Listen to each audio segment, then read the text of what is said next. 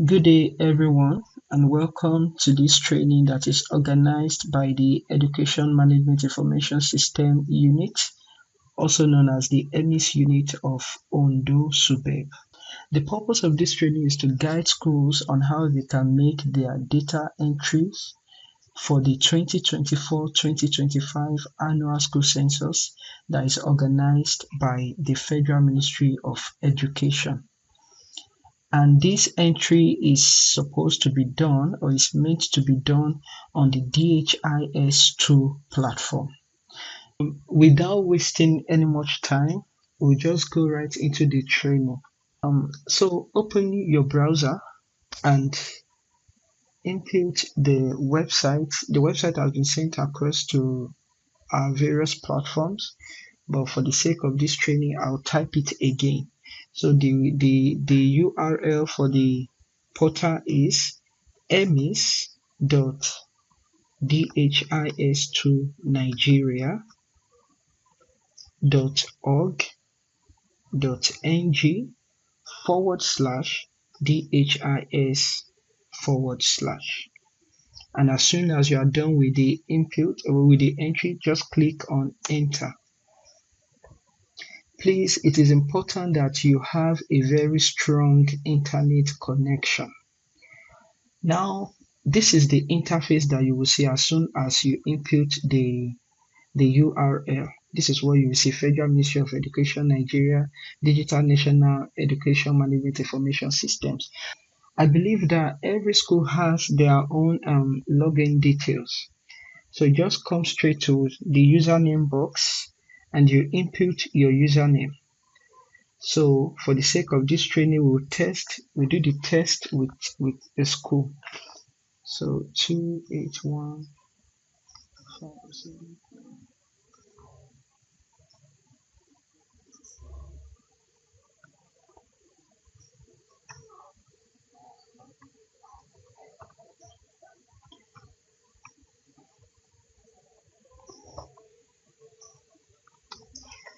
Please, if you would notice that the password is replaced with star, it is very important that you type in the correct password because you can't actually see what you are typing. So, and depending on the local government that you are in, each password begin with a capital letter. So please, let's keep that in mind. Then as soon as you are done inputting your login details, just click on sign in.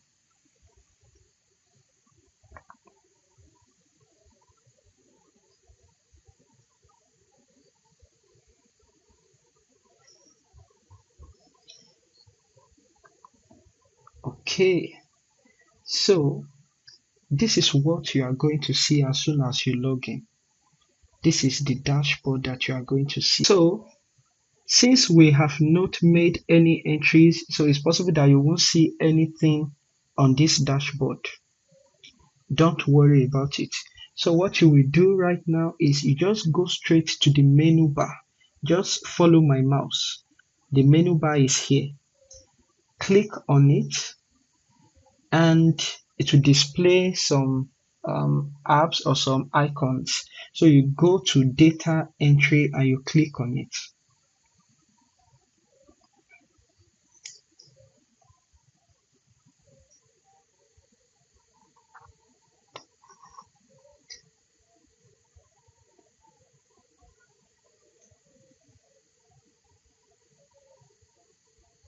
And just as I have said, ensure that your internet is very, very strong.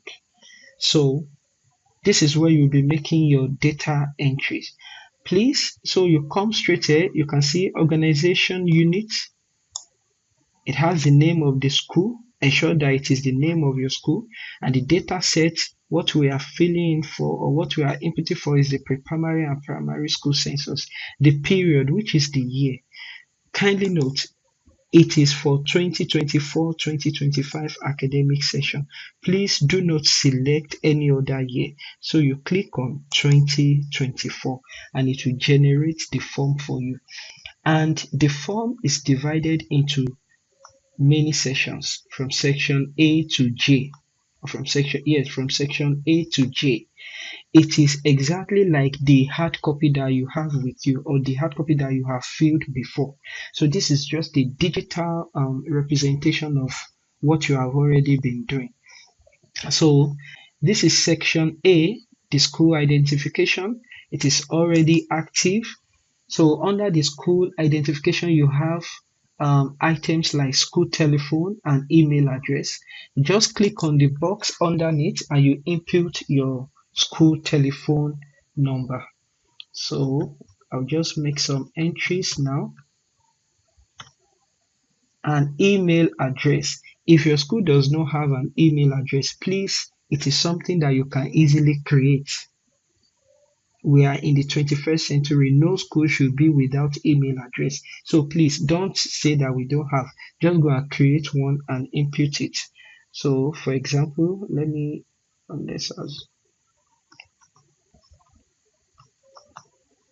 I have made my entries for school identification, which is the first section.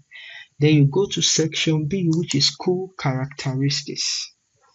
And we have different items here. We have items like year of establishment, location, every characteristics about your school. So you ensure that you read the questions, ensure that you read the items before you input before you make your entries.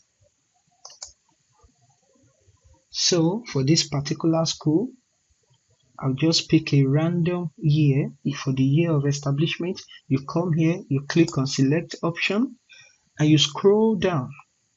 Depending on the kind of device you are using, whether you are using your phone or your laptop, it is best used on laptop. You will get the best experience when you are using your laptop. So let's assume that the school was established in 1970. The location, is it rural or urban? Let's pick rural. The level of education offered. I believe all of our schools operate the pre-primary and primary level of education. So you select that. The type of school.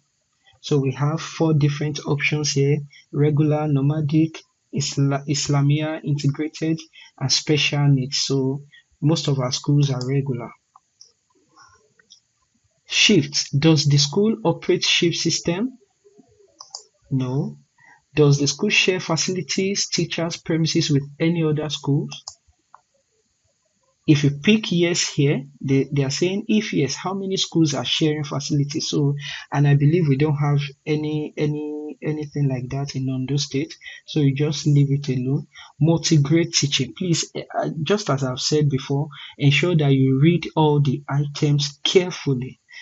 Does any teacher teach more than one class at the same time? You pick your answers.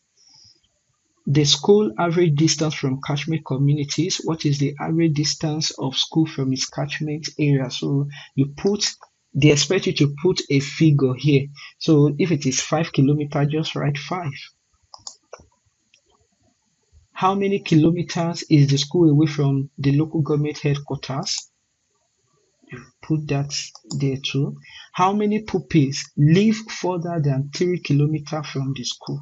So let's assume we have 20 pupils who live further than 3 kilometers. Student boarding. I believe we don't have boarding facilities in our public primary school, so you are not expected to fill anything here. Did the school prepare SDP in the last school year? SDP is the school development plan. So you pick your answer. Does the school have SBMC, which met at least once last year?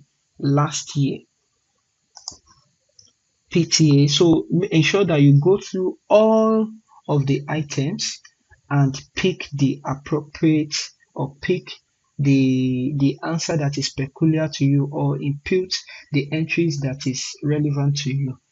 So date of last inspection visit. When was the school last inspected? Please keep in mind, or bear in mind, that this is for 2024-2025 academic session. So you have to go back to your visitors book to check the last time that an inspection was carried out in the school in the year 2024-2025 academic session. So let's assume it's by January. So you pick the date, the number of inspection visits in the last academic year. How many times were those inspections carried out in your school in the last academic year? So let's say 3. Authority of last inspection. So which authority conducted the last inspection? You have federal, state, local government. It's most likely the LGA. Conditional cash transfer. How many pupils benefited from conditional cash transfer? Let's say 5. Has your school ever received school grants in the last academic year?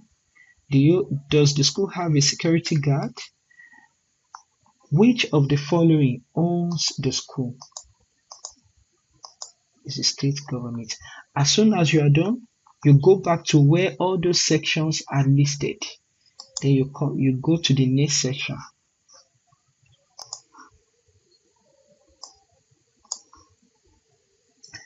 And this section deals with the school enrollment.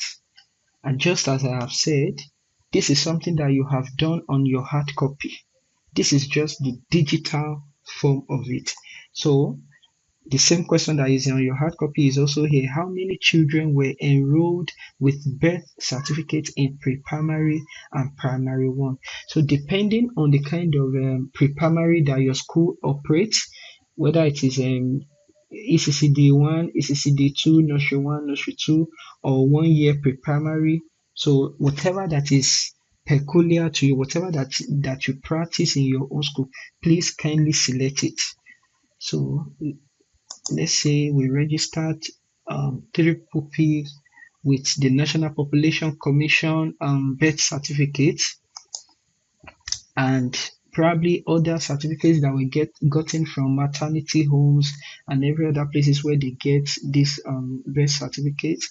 Let's assume we register 3 males, and for the National Population Commission birth certificates, we register 2 females here and there.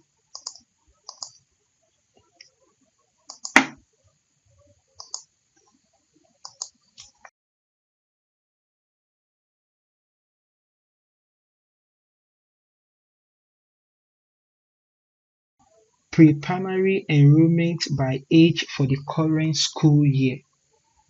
Don't forget, when they say current school year, they are still referring to the 2024-2025 academic session. Now, the number of streams here, just as we have explained before, the number of streams also represents the number of arms that you have. So let's assume in Anoshima we have 2 arms. If you notice, I didn't fill in anything for KG1 or ECCD here. The birth certificate aspect, and while I'm filling for the next item, I didn't fill because I have already declared that I have nursery 1 and possibly nursery 2. Let's just assume that I have nursery 1, only nursery 1 for 2024-2025 academic session. So I'm not coming here to input data in KG1 or ECCD1. I will maintain whatever I have done from here, from the birth certificate aspect. So in my nursery 1, they are asking how many of these pupils are below 3 years old. There's no way you can input data for below 3 years old. For 3 years, say 2 male, 2 female. Then let's assume I have a 4-year-old. I have 3 4-year-olds and this. If you notice that as soon as you are making the entries at the bottom part here, the system is already making the summation for you. I just want to point that out. New entrants in primary 1. Again, for the 2024-2025 academic session. So you also fill in the new entrants in primary 1. How many of them are below 6 years old? How many of them are, yes, how many of them are 6 years old, 7 year old? If you have, I'll just stop right there. Then how many of these new entrants attended any early childhood education? So I'll just repeat my number based on the assumption that all of them had an early childhood education. Then we come to the primary school level. The primary enrollment by age for the current school year. Current school year still means the 2024-2025 academic session. So the number of streams, which also means the number of arms in primary one. So I have one. In primary two, maybe one. Primary three, one. Primary four, primary five, one. And primary six, one. So just make sure that you input whatever you have in your school. Number of streams with multi-grade teaching. We've had a multi-grade question or an item in the first session under school characteristics. So I assume that you already know what multi-grade teaching is. So I'll just leave that. I don't have any class with a multi-grade teaching. Now for primary one, how many of these pupils are below 6 years old? If you recall that you had already made some entrance here, you have already made some entries here. So whatever you have here in your primary one should not be different from what you will have down here in your primary one. So let me just copy 3, 2, 1. Say 3, 2, 1, 3, 2, 1. Then for primary 2, do I have anyone below 6 years old in primary 2? Okay, let's assume we have one.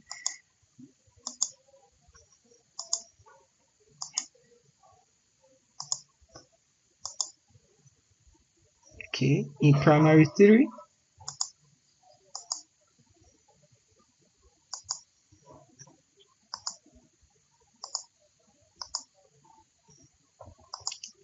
so you just make the entries. In primary 4,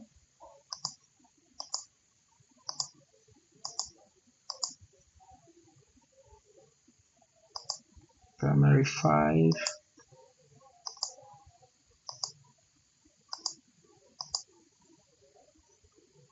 primary 6,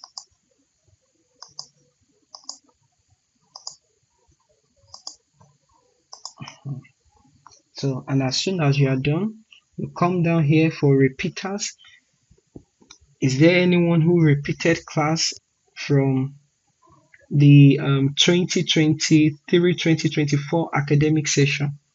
Now repeaters is for the 2023-2024 academic session. If you have none, just leave it. In primary 2, let's assume I have one each.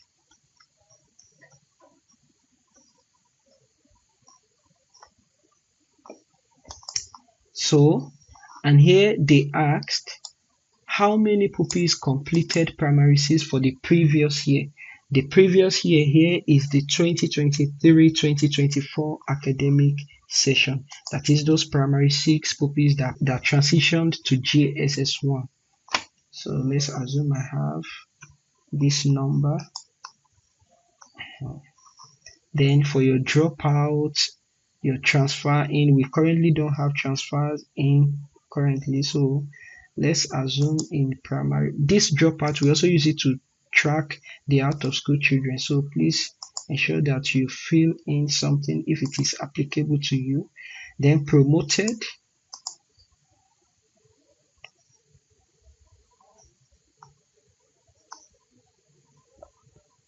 how many of them were promoted in 2024-2025 academic session? So I will assume that everyone was promoted based on the entries that I have up here. So I'll just repeat that.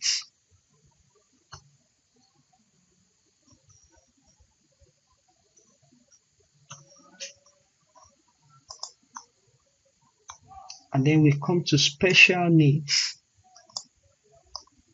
Special needs. So in ECCD, nursery, pre-primary, primary 1 to primary 6. So if you have any pupils with physical or mental challenges or special needs for the 2024-2025 academic years, just input them. I assume that I don't have any. Number of orphans. So let me just put something here.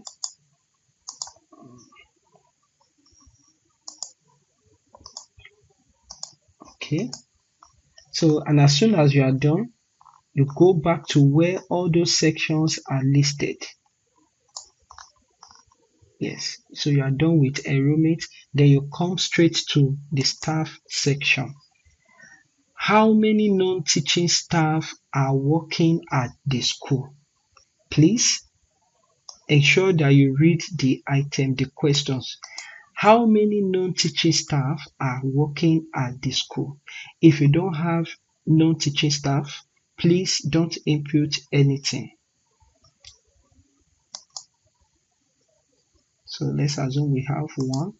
And the non-teaching staff includes the security man, includes the cleaners if you have any in your school. It includes the clerical officers if you have any. How many teachers are working at the school regardless of whether they are currently present or on course or absent?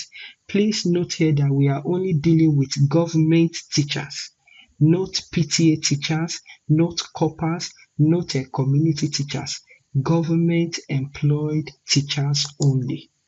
So I'll just input the number that I think I have. How many caregivers are in the school for ECCD? Maybe I only have one. So, and that's that. You go to the next section, classrooms.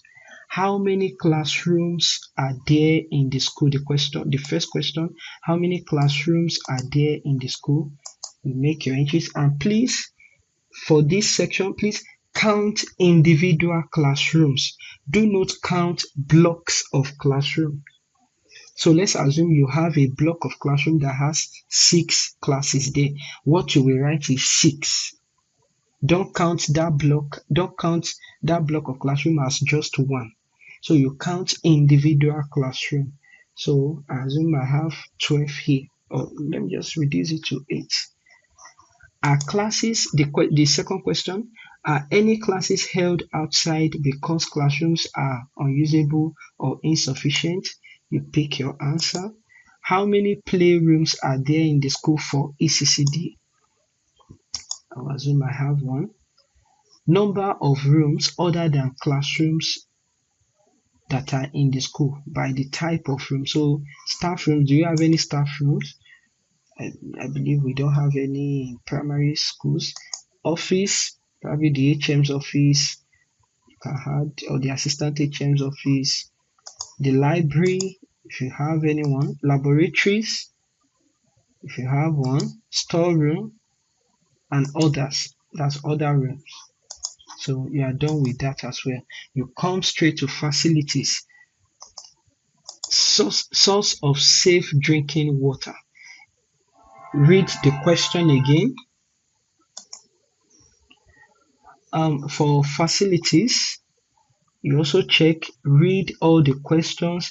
For the sake of our time, we won't be able to go through everything. So just read all the questions and make your entries. And make all of your entries. As you can see, we have, you don't need to lie, you don't need to make up anything, just input whatever you have in your school. Source of safe drinking water, the kind of facilities you have. So, and please, like for example, for this classroom here, know that we have declared that we have 8 classrooms here. Yes. So whatever you will be inputting should not be different from what you have before. For the classrooms, they said how many of those classrooms are usable. So let's assume out of the 8 classrooms that we have, maybe probably only 7 are usable. So you write 7 here, and the one that is, you write 7 here, and the one that is not usable, the only one that is not usable, you put it there as well. So we have to be very careful about that. So you make your entries and you come to pupil teacher book. As you've been doing before, the number of core subject textbooks available to pupils provided by government.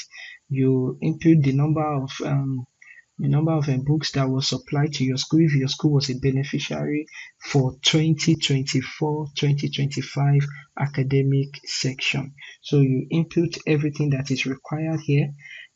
After that, you go to the next section, teacher qualification, by their level and by their classes. So the teachers in pre-primary, how many of them have below SSCE, have SSCE, OND, and the likes. Please note that I have said it before, we are only dealing with government teachers, government employed teachers. So don't count your PTA, don't count your community teacher or your core members if you have any in your school. Then as soon as you are done with that, you go to FLHE, which is the Family Life HIV/AIDS Education. And you also read the questions or the items that you have under the section and you select the appropriate answers. Then as soon as you are done with that, you come to Undertaking. Attestation by head teacher. So the head teacher would input their name here. Let's say Alaba Abiola, their telephone number,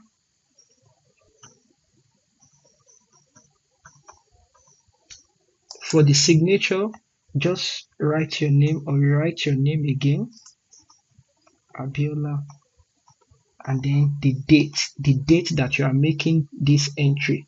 So for today is 10th of November. Attestation by SBMC, you write the name of your SBMC chairman, the position, the SBMC chairperson or member. So if it is the chairman you want to write, you write the name, the position, telephone, and all that. You supply all the information. And for the supervisor, you input the number, the name of the LGA data officer. LGA data officer as the supervisor. So just you can get it from your LGA. Then for this aspect, you can see it is for office use only. Just leave it. As soon as you are done with all the section, so you come down here and you click on run validation. The run validation aspect is to check if you have made any error. So we just click on run validation.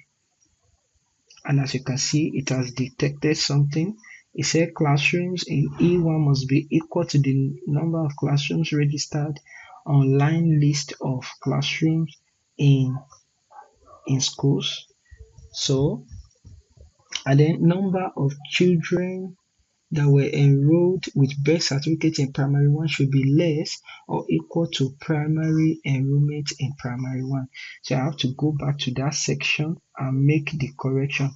It is saying that the number of children that were enrolled with birth certificate in primary 1 should be less or equal to primary enrollment in primary 1. So as you can see, the one on my left side, which is the 13, is the number of pupils that I have declared in primary 1 that has birth certificate, while for my enrollment, the number I put there makes up 12, which is not possible. So I have to go back to the enrollment section to make the correction. So let me just reduce this. As you can see, I have made the necessary correction. And afterwards, I clicked on run validation, and this is what you will see on your screen. After that, you click on complete. It shows that you have successfully passed the validation and that you have completed your data entry. So right now we will move on to the capture section where we give details for the classrooms and for the staff that we have declared that we have. Thank you very much.